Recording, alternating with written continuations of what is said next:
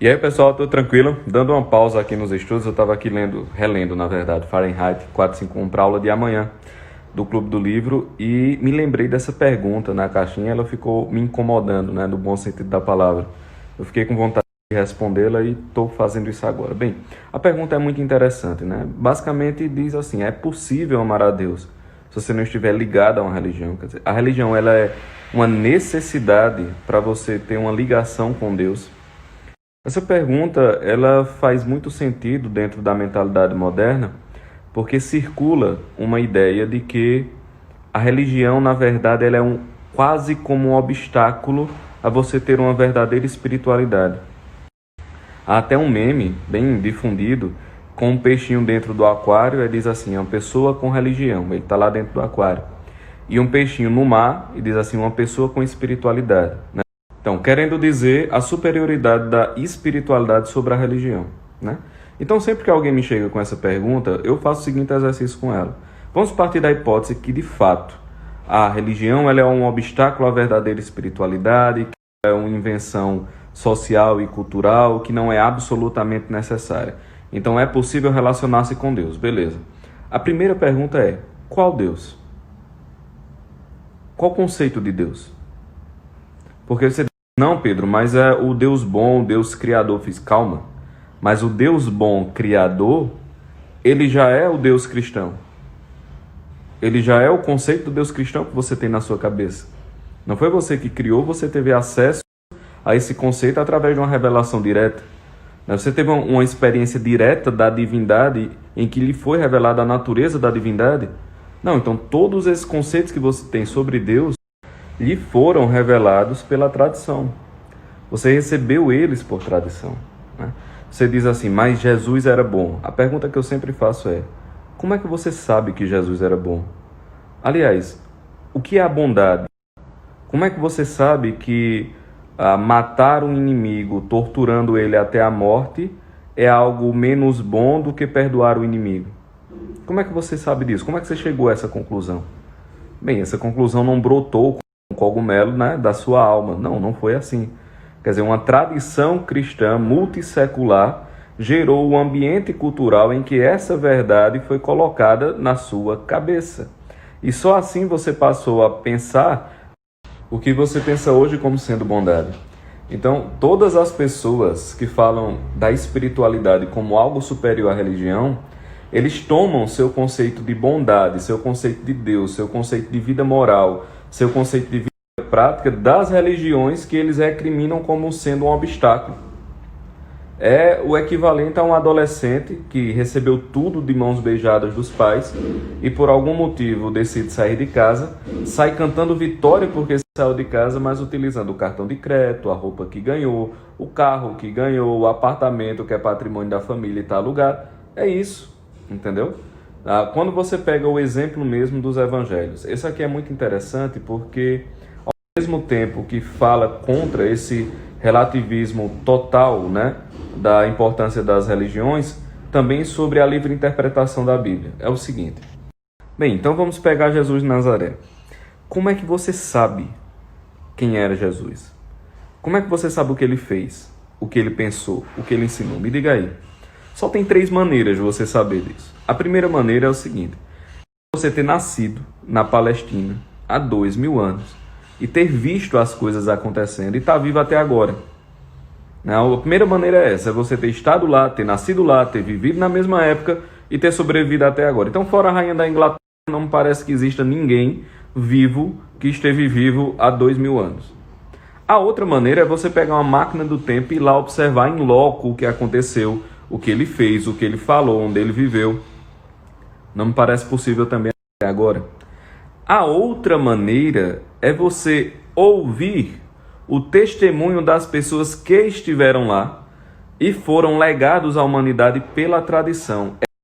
Perdão, tem uma outra hipótese, que é a da revelação divina. Você não ter estado lá, não pegar a máquina do tempo, não ter ouvido de quem esteve, mas receber diretamente essa iluminação do que aconteceu. Então, existem essas possibilidades, certo?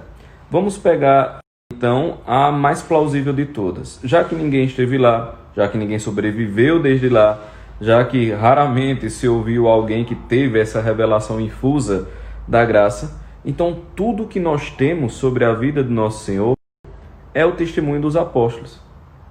O que nós sabemos do Cristo, o que ele fez, os milagres, a sua doutrina, o que ele dizia, a sua crucificação, todas essas coisas nós recebemos por testemunho dos apóstolos.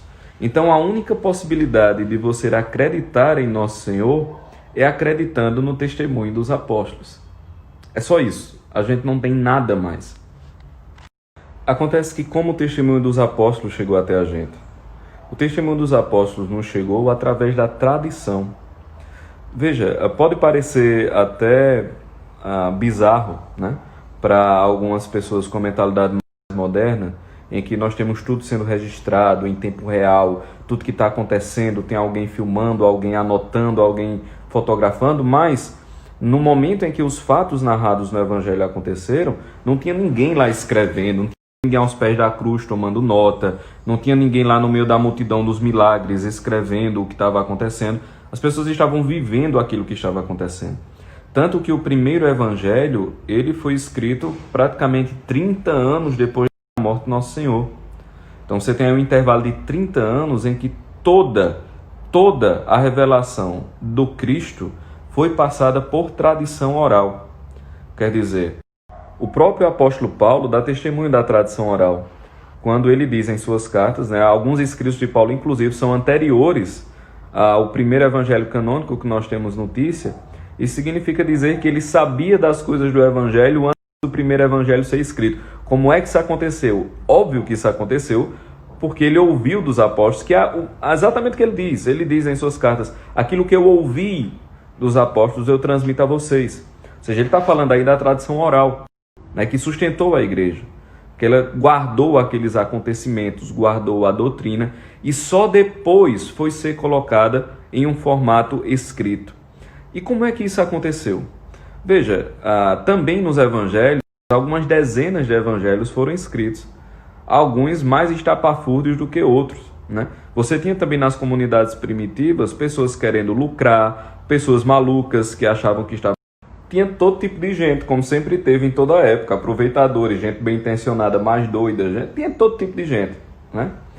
E como é que foi feito o discernimento sobre quais daqueles livros que falavam da doutrina e do que Nosso Senhor tinha feito eram verdadeiros e quais eram falsos? Bem, isso aconteceu por um escrutínio da tradição. Explico. Chegava alguém, apareceu uma nova carta que estão dizendo que é do apóstolo Pedro, digamos assim, né? Um novo evangelho do apóstolo Pedro. O bispo do lugar, que tinha recebido a tradição oral e que era responsável por guardar o tesouro da tradição que ele havia recebido, portanto ele era a coluna da doutrina, ele dizia assim, leia, muitos até eram analfabetos, alguns, leiam aí para mim. E alguém lá e lia aquele pretenso evangelho, certo? E então ele ouvia e dizia, não, esse aí não é evangelho verdadeiro não, porque não foi isso que ele havia recebido da tradição, né? Lembremos-nos que as primeiras gerações das colunas da igreja dos bispos, muitos tinham sido discípulos diretos dos apóstolos. Peguemos Santo Inácio de Antioquia, por exemplo, que foi martirizado. Santo Inácio tinha sido discípulo direto de São João Evangelista, né? Então, muitas daquelas primeiras gerações tinham tido, inclusive, contato não só com a tradição dos apóstolos, mas tinham tido contato pessoal com os discípulos, né? Com os apóstolos do Nosso Senhor. Então, ele ia lá e dizia, não, esse daí não é um livro verdadeiro. Com o tempo, foi se formando uma lista de livros que era permitida a leitura... Eita, errei a concordância aqui.